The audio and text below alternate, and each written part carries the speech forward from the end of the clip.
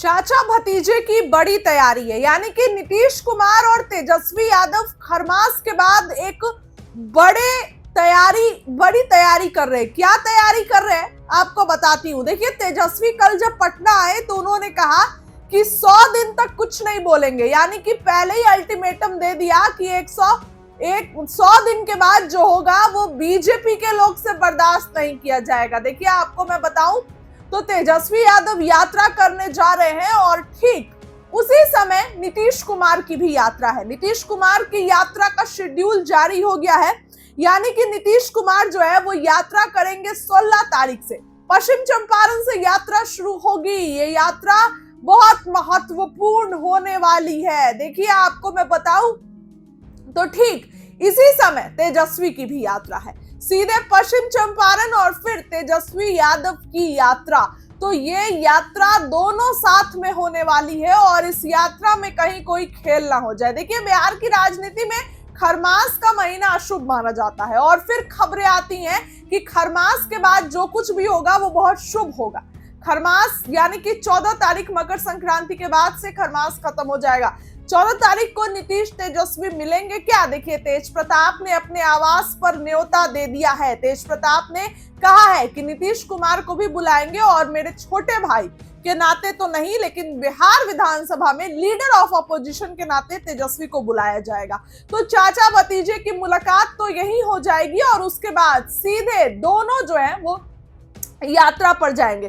तेजस्वी यादव और नीतीश कुमार जब यात्रा पर एक साथ जाएंगे तो क्या कुछ होगा वो आप भी सोच सकते हैं। बिहार की राजनीति में क्या कुछ होगा, क्योंकि जो है दोनों एक साथ यात्रा पर जाएंगे। तेजस्वी यादव जनता से रूबरू होंगे। जो चुनाव में उनसे लोग छिटक गए थे, जो लोग उनसे दूर हो गए हैं, उस सब मुद्दों पर तेजस्वी जनता के बीच जाएंगे और जनता से बात करेंगे। और नीतीश कुमार भी यात्रा पर जा रहे हैं। नीतीश कुमार भी यात्रा पर जा रहे हैं। तो अगर यात्रा में कोई खेल हो गया तो फिर क्या होगा? एक तरफ लालू परिवार पर फैसला आया है। देखिए, जिस तरीके से लैंड फॉर जॉब मामले में आरोप तय किए गए हैं लालू परिवार के आधा दर्जन लोग पर, लेकिन अब इसके बाद से ही चर्चा बहुत तेज हो गई है कि क्या कुछ होने जा रहा है बिहार की राजनीति में। एक तरफ तेजस्वी की यात्रा, दूसरी तरफ नीतीश की यात्रा, और 14 तारीख को जब दोनों मिलेंगे चाचा भतीजा तो क्या कुछ होगा, ये बहुत ज्यादा जो है महत्वपूर्ण बात है। तेज प्रताप ने बुला लिया है और आपको पता हो कि नीतीश कुमार को अगर कहीं से न्योता आता है तो नीतीश कुमार वहां जाने से हिचकते नहीं है। अगर तेजस्वी नहीं जाए, लालू यादव तो जाएंगे। लालू यादव को भी तेज प्रताप ने न्योता दिया है। दिल्ली में तेज प्रताप ने लालू यादव से मुलाकात की थी जिस दिन लैंड फॉर जॉब मामले में फैसला आया, और लालू यादव को न्योता दे दिया है तेज प्रताप ने। तो क्या होने वाला है 14 जनवरी को बिहार की राजनीति में? कहीं नीतीश कुमार की अकेले यात्रा और तेजस्वी की अकेले यात्रा एक साथ ना हो जाए। तेजस्वी यादव ने तो सामने आकर कही दिया है कि हमने 100 दिन का अल्टीमेटम दिया है, 100 दिन बाद ही हम कुछ बोलेंगे, यानी वार्निंग दे दिया पहले तेजस्वी ने। तो क्या बिहार की राजनीति में खेल होने की संभावना है? क्योंकि अब जिस तरीके से सिचुएशन क्रिएट हो रहे हैं, इससे तो यही लग रहा है कि खरमास बाद जो है वो खेल हो सकता है। और अगर कई लोग सोचेंगे कि नीतीश कुमार का तो अभी मूड बिल्कुल ठीक है, तो दोस्तों नीतीश कुमार को पलटना रहता है तो नीतीश कुमार 10 जगह हल्ला नहीं करते हैं। नीतीश कुमार के अगर पलटने वाले जो उनका मूड रहता है उसको अगर कोई पड़कता तो नीतीश कुमार आज तक इतनी बार पलटी नहीं मारे होते। तो नीतीश कुमार के जो थिंक टैंक हैं, विजय चौधरी, अशोक चौधरी, संजय झा, ललन सिंह, वो लोग को भी नहीं पता होता है कि नीतीश कुमार कुछ ऐसा कर जाएंगे। हालांकि 14 तारीख को लालू और नीतीश कुमार मिल सकते हैं तेज प्रताप के आवास पर। क्या कुछ होगा, क्या गतिविधियां बनेंगी, वो देखने वाली बात होगी। किस तरीके से मुलाकात होगी और मुलाकात के बाद नीतीश कुमार का मन अगर पिघलता है तो फिर चर्चा तो होगी। तेजस्वी भी फिलहाल पटना आ चुके हैं, एक्टिव हो गए हैं तेजस्वी यादव। कल ही उन्होंने बयान दिया और कहा कि 100 दिन का तो अल्टीमेटम दिया, उसके बाद ही हम कुछ बोलेंगे। यानी कि कह दिया है कि सिर्फ 100 दिन है नीतीश सरकार के पास, महज 100 दिन। क्या कुछ होगा इस 100 दिन के अंदर, देखने वाली बात होगी।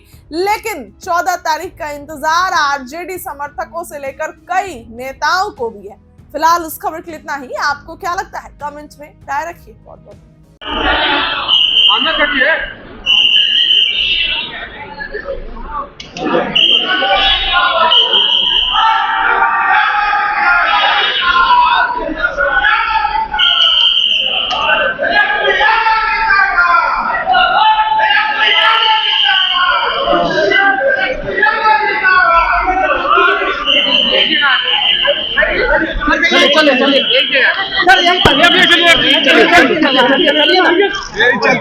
अरे सब लोग किनारे होकर लीजिए ना भाई,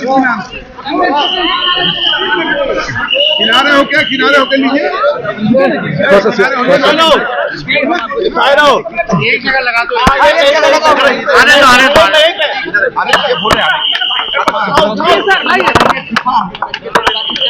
देखिए, आप सब लोगों को सबसे पहले नव वर्ष की शुभकामनाएं हम लोग देते हैं।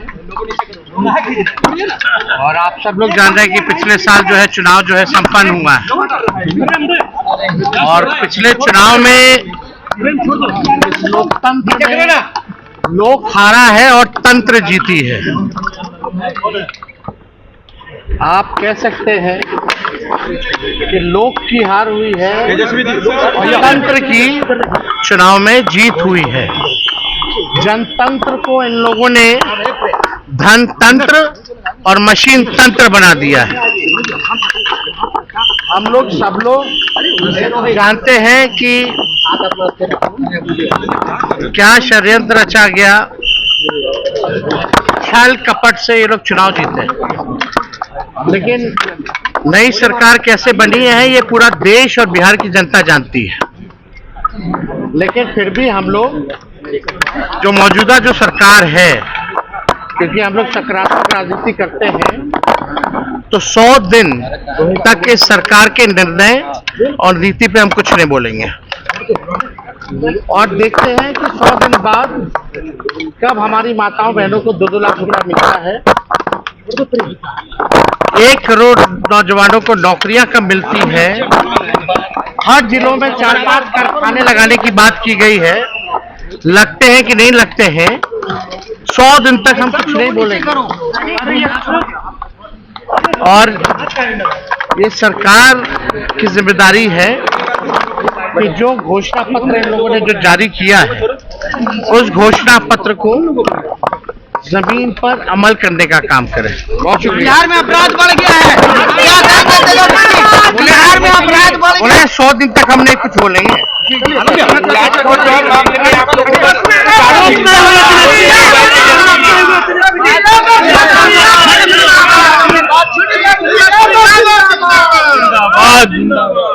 जिंदाबाद, जिंदाबाद।